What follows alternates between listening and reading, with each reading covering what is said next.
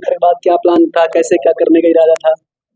तो इंटर के बाद तो मेरा प्लान था, मतलब 9th से ही सोच लिया था कि एनडीए करूँ। तो उसके बाद पर यहाँ आया तो फिर कुछ दिमाग में और एसएससी के बारे में सोचने लगा कि एनडीए छोड़ कर ही, मतलब उसमें लोग बोलने लगे एसएसबी बहुत टफ होती है, 5 दिन ये है वो है, बाहर ही सुनकर मैं उसको छोड़ ही दिया। तो फिर एसएससी में आ गया। तब मुझे एयरफोर्स के बारे में पता नहीं था, भैया मेरे फॉर्म डाल दिए थे और एसएससी की प्रिपरेशन कर रहा था। फिर इंग्लिश इंग्लिश को पता भी नहीं था, इंग्लिश 1 मंथ पढ़ा था यूट्यूब से, उसी में हो गया।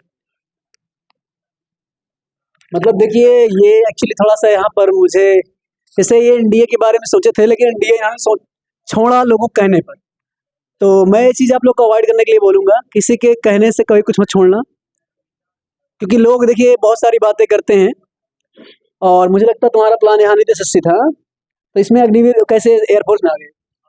अरे भैया डाल दिए थे, बताए भी नहीं थे हमसे, बाद में बताए कि तुम्हारा एग्जाम है, तो 1 मंथ पहले। तो 1 मंथ में हम इंग्लिश कवर किए थे और तो पूरा सब्जेक्ट यहाँ पढ़े ही थे सब, तो उसी में हो गया था। अच्छा देखिए, जैसे होता है ना इस हेलो प्लीज, तो कई बार मैं बोलता हूँ ना कि आप तैयारी कीजिए। आप अगर बेस अच्छा है तो आप एग्जाम निकाल लेंगे। जैसे इन्होंने इनका फॉर्म डाला, इनको पता नहीं था और उसके बाद भी एग्जाम क्वालिफाई हुआ। क्यों क्वालिफाई हुआ? क्योंकि इनका सिलेबस में कमियान था। मैथ, रीजनिंग, जीएस जो भी आ रहा है पढ़ रहे थे ऑलरेडी। तो जब आप अपने विषय को अच्छे से तैयार कर लेते हैं तो फिर कोई भी एग्जाम आप क्रैक कर ही लेते हैं, कॉन्फिडेंस ऑटोमेटिक आ जाएगा। इसलिए मैं कई बार बच्चों को सलाह देता हूँ कि आप क्यों कटराइज, जैसे कहते हैं सर पुलिस तैयारी स्पेशल कर रहे हैं हम, कोई बोलेगा हम इसकी तैयारी कर रहे हैं, तो भाई क्यों उसको डिवाइड कर रहे हो? आपको पता है मैथ पुलिस में आएगी, मैथ अदर एग्जाम में भी आएगी। तो मैथ मतलब मैथ पढ़ रहे हैं, मतलब पढ़ रहे हैं, सही से पढ़ रहे हैं। जीएस मतलब जीएस सही से पढ़ेंगे ना, हिंदी मतलब हिंदी सही से पढ़ेंगे, इंग्लिश वाले तो इंग्लिश वाला सही से पढ़ेंगे। तो यहाँ की जर्नी में कुछ योगदान, आप मतलब जैसे सफलता मिली तो कुछ टीचरों का कुछ प्रॉफिट हुआ कि बस? यस सर, बहुत ही योगदान था हमारे टीम। तो इसके पहले वनडे कोचिंग कहीं और किए हैं आप? नहीं, कहीं नहीं। नहीं किए थे। यस। बाकी मुझे लगता है कि सबसे ज्यादा योगदान बच्चों का होता है खुद का अपना, क्योंकि पढ़ाते तो हम लोग सबको हैं, ठीक है। उसमें से कुछ बच्चे होते हैं सुनते हैं हम लोग की बात और कुछ तो उल्टा सुना देते हैं। तो जो सुनते हैं उनको मंजिल मिल जाती है, सुनाते हैं उनको भी मिलती है, लेकिन वो दूसरी मिलती है, ठीक है। चलिए प्रमोद जी, आप इनका तो काफी लंबे परिचय रहा है हमारा, ठीक है। और देखिए कई लोग रोना रोते हैं ना कि सर मेरे पास ये समस्या है, मेरे पास वो समस्या है, मेरे घर में वो नहीं है, मेरे पास ये नहीं है, ऐसे बहुत रोज चीजें ना, सर मेरे घर में कोई पढ़ाने वाला नहीं है। मुझे लगता है इनसे ज्यादा स्ट्रगल किसी के पास न रहा होगा, जहाँ तो मुझे पता है थोड़ा बहुत, मैं ज्यादा रिवील नहीं करूंगा। लेकिन स्ट्रगल इनकी लाइफ में रहा अच्छा खासा, लेकिन उस स्ट्रगल को फेज आउट करके भी इन्होंने सिलेक्शन लिया। मुझसे इवन ये बोल रहे थे ये भी कि सर इस बार नहीं हो तो बंद कर देंगे।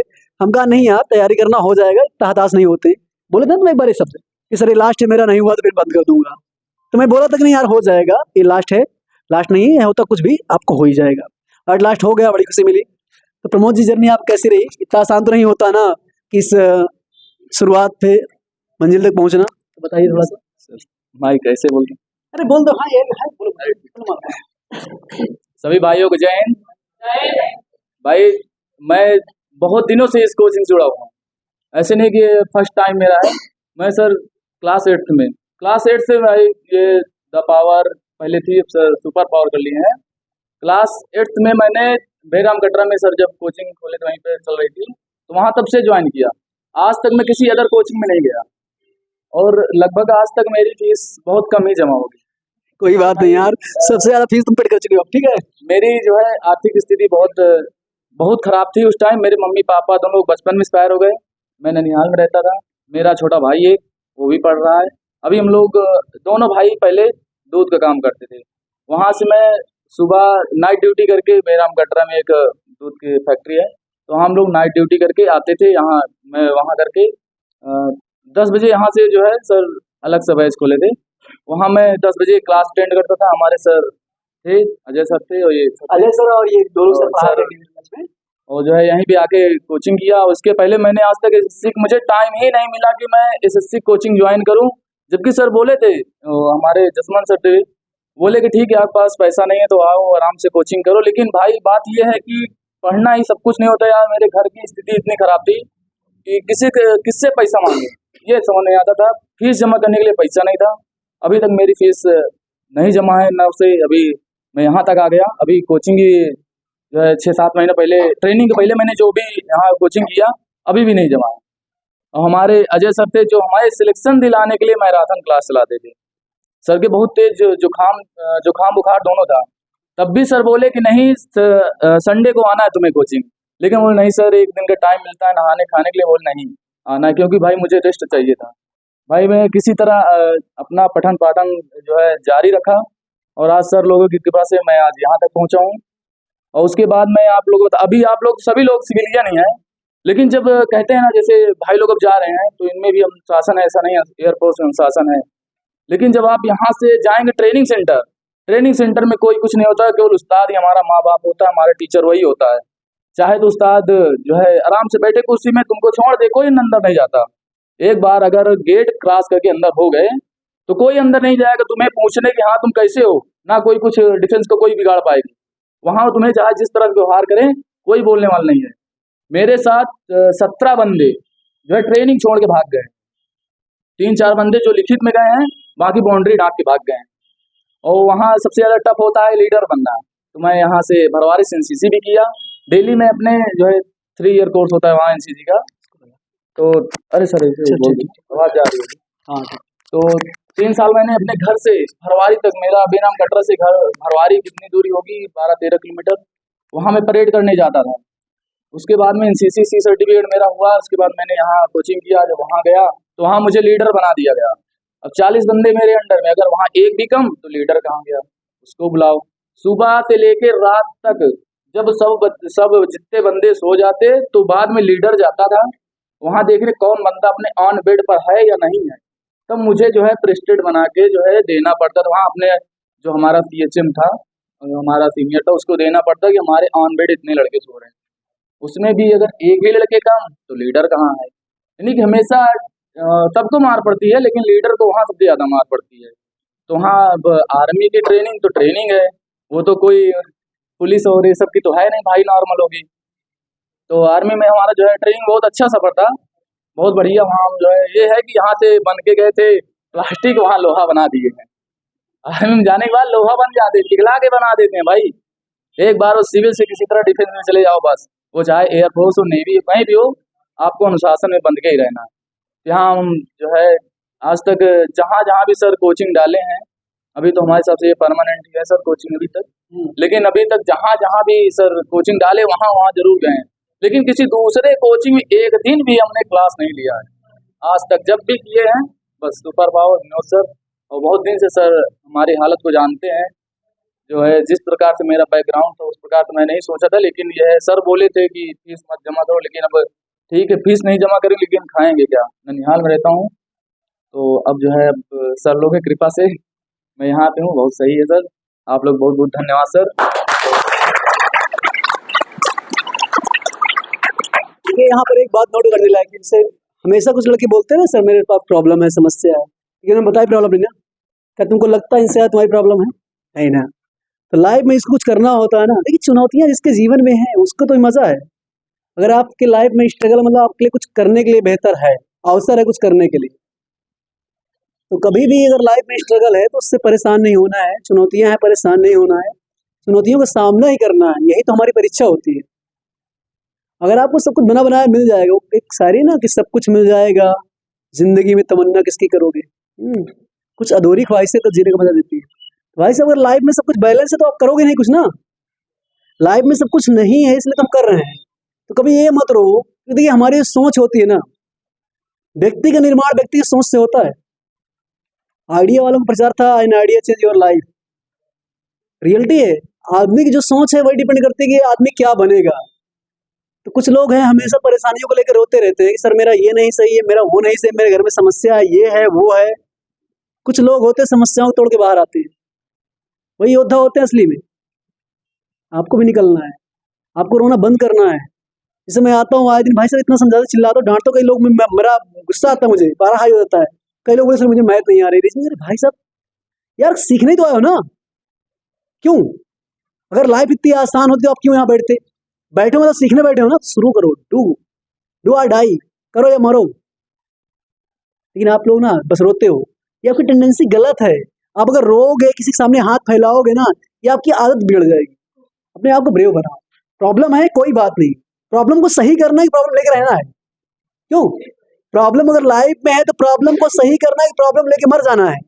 प्रॉब्लम को ठीक करना है ना भाई साहब। तो प्रॉब्लम को ठीक करना तो रोना बंद करो, शुरू करो जो कर रहे हो। जैसे अब इनके लाइफ में प्रॉब्लम थी, किए नहीं किए। अगर ये मान लेते कि नहीं मुझे नहीं करना है, तो बहुत सारे लड़के हैं अभी, कई लड़के जैसे आज़ाद हैं, आज़ाद से आए थे यहाँ पर, उनको भी बताया गया था, वो भी कोचिंग बंद कर रहे थे। हमसे मिले कई लड़के, प्रॉपरली मिला करते हैं, एक्चुअली फ्रेंडली रहते हैं बाहर, तो बता दिया करते हैं प्रॉब्लम नहीं। तो सबको समझाया कि भाई साहब अभी आप लोग की शुरुआत है यार, यंगेस्ट हो, अभी आप कैसे हार मान सकते हो आप? अभी तो आपकी शुरुआत है ना, अभी हार जाओगे लाइफ में? भाई जीवन की पहले पायदान पे कैसे हार मान लें? क्यों हार मान लें? सबको पता है कि टिकट अंतिम यात्रा सबको जाना है, उससे पहले तो हारना नहीं ना, वो तो सबकी हार है, उससे पहले नहीं हारना है। और खुद के प्रति पहले ईमानदार रहना है, हमेशा लॉयल रहो खुद के प्रति। आप लोग इन लोग की जर्नी सबकी कोई बहुत अच्छी जर्नी नहीं, सबने स्ट्रगल किया लाइफ में, सबने। और इतिहास में किसी को उठा के पढ़ोगे, सबने इस लाइफ में स्ट्रगल किया है। और स्ट्रगल में जिसने रोया है वो तो हमेशा समस्या में घिरा रहेगा। आप स्ट्रगल से निकलिए बाहर, आउट अपने आप को कीजिए। चलिए, अभी सिकंदर हैं, मुझे लगता है सबसे हल्के ही होंगे, नहीं आपसे इनसे हल्के हैं, अभी उनसे भी हल्के ही हैं, ठीक है। सिकंदर भी इंटर पास करके आए थे, ठीक है। आइए सिकंदर, मैं ही आ जाता हूँ, क्या आप आएंगे? चलिए हम ही आते हैं, चल ठीक है। तो सिकंदर जी थोड़ा कुछ बताएंगे आप भी, कैसी जर्नी रही आपकी, कैसे शुरुआत, यहाँ कोचिंग कैसे आए, क्या योगदान रहा, कैसे आपका? वैसे तो इनका घरेलू सपना है ये, मतलब इनका खुद का सपना है, घरेलू सपना है आर्मी में जाने की। इनके भाई जो है ना बहुत तेज दौड़ते हैं, तो वहां से मुझे लगता है मोटिवेशन आर्मी में जाने को मिला होगा। तो बताइए। जय हिंद भाइयों। मैं आज आज तो लगाओ भी ना, पकड़ ही नहीं इसको, ये तो पकड़ लो, ये तो लगा लो यहाँ, लगा लो। नहीं सब सही है, ठीक है। जय हिंद भाइयों। मैं आधा से पढ़ रहा था, मेरे भाई मतलब कि बहुत बच्चे दौड़ते थे, मैं देखते देखते उनको मतलब कि कोचिंग मैंने ज्वाइन किया, मैं भी इनके साथ मतलब कि वो कोचिंग आते थे, मैं भी आना शुरू कर दिया 12 पास करने के बाद।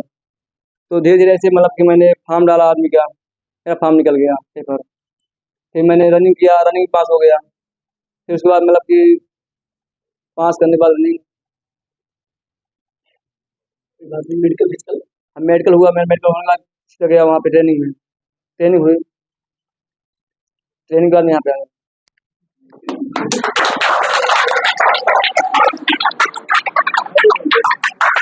देखिए, वहां बैठ के हंसना आसान है, आपकी उम्र से शायद कम उम्र हो इनकी। तो आप, उन्होंने क्या किया, आपने क्या किया, ये कंपैरिजन कीजिए, ज्यादा बेटर है। ठीक है, हो सकता है आपसे कम एज के हो, ठीक है, क्योंकि अभी ये इंटर पास करके वैसे लड़के हैं, न्यू कमार है, बिल्कुल से बिल्कुल फ्रेशर्स हैं, बिल्कुल ठीक है। और ये लाइफ में अभी आगे और बहुत कुछ करेंगे भाई साहब। इनकी एज क्या है? अभी इनकी एज कुछ नहीं है, लाइफ में बहुत कुछ अचीव करेंगे, अभी तो जर्नी है, इनकी शुरुआत हुई है। तो अभी हमारे बहुत हंसमुख आदमी, लेकिन डिसिप्लिन में काफ़ी आ गए हैं वहाँ जाने के बाद। तो मिस्टर वीपी सिंह, ठीक है, थोड़ा क्लैपिंग करिए इनके लिए, थोड़ा पूछते हैं। जय हिंद भाइयों। आप लोग देख रहे हैं कि मैं 2 साल से करीब यहाँ कोचिंग कर रहा हूँ। इसके बावजूद मेरे साथी यहाँ पे कई लोग हैं जो पुराने हैं, अभी तक मेहनत करते जा रहे हैं, लेकिन उनका सिलेक्शन इस वर्ष निश्चित है। जहाँ तक उम्मीद है मेरी कि इस बार हो जाएगा उनका। मेरा सिलेक्शन की बात है कि असफलता ही सफलता का राज है। मैंने भी ये बहुत असफल हुआ हूँ, तभी आज सफल हूँ। बस यही है, ट्रेनिंग अच्छे से। कुछ तो बोलो, कुछ बता दो, नाम बोलो। जय हिंद दोस्तों। मेरा गांव लक्ष्मणपुर है। मैं यहाँ 2021 शायद 2021 में ज्वाइन किया था एसएससी के लिए। तो एसएससी की तैयारी कर रहा था, तो वही 4-6 नंबरों से पीछे हो जाता था। उसके बाद मेरा सपना तो पहले से था इंडियन आर्मी के लिए, बट अग्निवीर होने से थोड़ा हो गया, तो फिर यूपी पुलिस की तैयारी करने लगा। फिर यूपी पुलिस में मेरा शायद हो जाता उस बार, लेकिन पेपर रद्द होने की वजह से पेपर इधर भी हो गया सिलेक्शन, तो फिर इधर इंडियन आर्मी में जाना पड़ा। तो फिर दोबारा वहाँ से आ ना पाया, बस वहाँ से ट्रेनिंग करने के बाद अभी आप लोग सामने खड़ा हूँ। ये सब में कॉमन है, जर्नी किसी की रही हो इतनी आसान नहीं थी। सब लोग असफलता और सफलता दोनों को मजा चखे हैं। शायद एक आध लोग हैं, मुझे तो तुम्हारा पहला एग्जाम था ना ये? ये मिस्टर आशीष है, वहाँ इनका पहला एग्जाम था ना आपका? हाँ पहला। इनका पहला एग्जाम था, बाकी आई थिंक सबका दूसरा तीसरा अटेम्प्ट रहा होगा। तो सब लोगों ने असफलता और सफलता दोनों देखी है। तो कुछ ही लोग होते हैं जो फर्स्ट अटेम्प्ट में क्वालिफाई करते हैं, लेकिन मैं सबको सलाह यही दूंगा कि आप जहाँ भी रहिएगा ईमानदारी से अपना काम कीजिएगा, पहली चीज़। दूसरी चीज़, लाइफ में कभी हार नहीं मानना है। तीसरी चीज़, अभी आपके पास बहुत सारी उम्र पड़ी है, अभी करने के लिए भी बहुत कुछ है आपके पास। अपने डिपार्टमेंट में जा सकते हैं, दूसरे डिपार्टमेंट में जा सकते हैं, तो आप जहाँ रहें बेहतर की हमेशा प्रयास करते रहें। गुंजाइश हमेशा कुछ अच्छा करने की होती है। ये आप लोग बिल्कुल फ्रेशर्स हैं अभी, तो आपकी पूरी लाइफ है अभी और बहुत कुछ अचीव करने के लिए आपके पास है। तो अगर आप ट्राई करेंगे ज़रूर, आई होप कामयाब होंगे, ठीक है। तो और सर आप लोग कुछ बताना चाहेंगे? सर बोलिए कुछ, कीजिए, आप लोग पीछे हैं, आइए आगे आइए, हम पीछे आ जाते हैं, हम सारे खड़े रखें।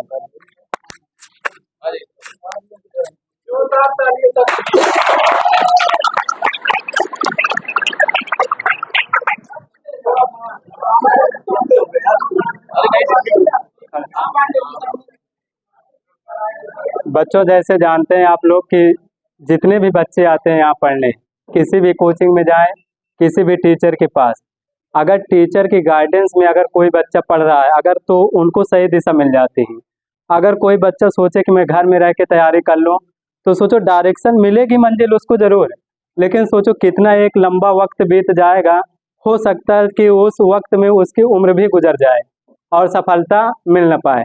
कोचिंग इसलिए जाना चाहिए या किसी टीचर के गाइडेंस में इसलिए पढ़ना चाहिए ताकि हमको ये पता चल पाए कि क्या पढ़ना है और क्या नहीं पढ़ना, पेपर के लिए क्या सही होता है और क्या सही नहीं होता। अगर सोचो, अगर मान लो हम पढ़ना शुरू कर दिए, हमको यही नहीं पता चल पाता कि क्या पढ़ना है क्या नहीं पढ़ना, तो पढ़ते चले जा रहे हैं और पेपर नज़दीक आ जाता है और वो पेपर में हम लोग अच्छा कर नहीं पाते। तो हमारी क्या गलतियां हैं बताओ? हम तो पढ़े ना, मेहनत तो किए, लेकिन सिलेक्शन क्यों नहीं हुआ? उसकी वजह क्या है कि हम पढ़ते तो हैं, लेकिन क्या पढ़ना था क्या नहीं पढ़ना था, ये चीज़ का अंदाज़ा हम नहीं लगा पाते। तो टीचर डायरेक्शन देते हैं, सही दिशा देते हैं, भले उनका योगदान सफलता में कम रहता है, लेकिन डायरेक्शन जो दी जाती है उस डायरेक्शन का योगदान उनके सिलेक्शन में 100% होता है। सिर्फ डायरेक्शन का होता है, बाकी कंटेंट का 20% 40% कुछ भी मान लो, मेहनत तुमको खुद ही करनी होती है। टीचर सही डायरेक्शन देते हैं, बाकी कोई चीज़, जैसे मैथ का कोई चीज़ बताया गया, अब मैथ में अगर तुम लोग प्रैक्टिस नहीं करोगे, टीचर का काम क्या है भाई? नियम समझाना, तरीके समझाना। अगर तुम खुद से प्रैक्टिस नहीं करोगे तो बताओ क्या तुम अच्छे बन पाओगे मैथ में? नहीं बन पाओगे ना। तो उसके लिए भी क्या हुआ, डायरेक्शन सही मिली तभी। अब मान लो मैथ तो किताब में भी दिया है, तुम किताब से देख कर लगा सकते हो, लेकिन क्यों टीचर के पास जाते हो? क्योंकि उसकी कोई अच्छी विधि हमको मिल जाए ताकि हम कम समय में उसको हल कर सकें। क्योंकि एग्ज़ाम में क्या होता है, टाइम मैनेजमेंट। इस समय जो एग्ज़ाम है वो सारे एग्ज़ाम में टाइम मैनेजमेंट का खेल है। अगर सही टाइम से तुम पेपर सॉल्व कर रहे हो, तुम विजेता हो, अन्यथा तुम क्या हो, मेहनत करने वाले तो सभी हैं, उसी में तुम्हारी भी काउंटिंग हो जाएगी। इसी के लिए धन्यवाद।